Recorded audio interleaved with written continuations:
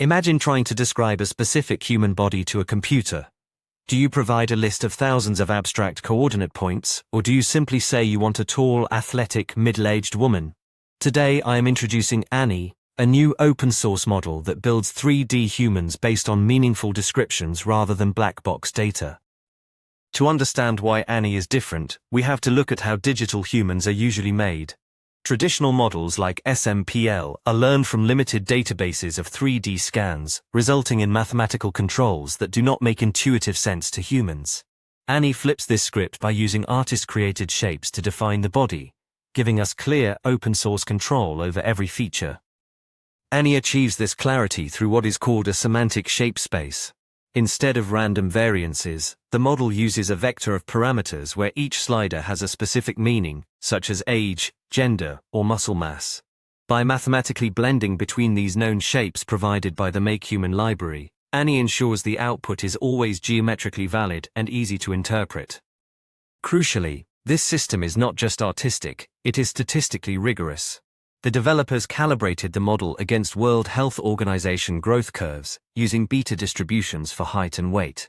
This allows Anny to accurately represent humans across the entire lifespan, from infants to the elderly, without the demographic biases inherent in many scan-based collections.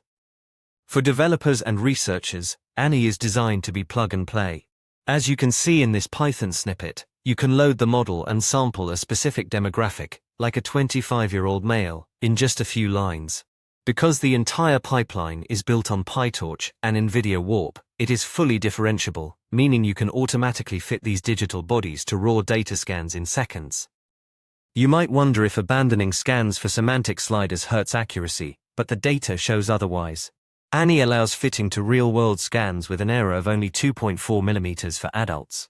It actually outperforms industry-standard models like SMPLX on difficult tasks, such as accurately reconstructing children or handling complex multi-person scenes. The implications of this model extend beyond just fitting single shapes. By leveraging Anny's semantic controls, researchers generated the Anny-One dataset, containing 800,000 photorealistic synthetic humans. This massive, diverse library provides the ground truth data needed to train the next generation of computer vision systems, without needing expensive and privacy-invasive physical scanning. Anny proves that we do not need black box algorithms to build accurate digital humans, we just need better, more meaningful definitions. By combining artistic control with biological statistics, Anny offers a transparent alternative that is ready for the future of AI.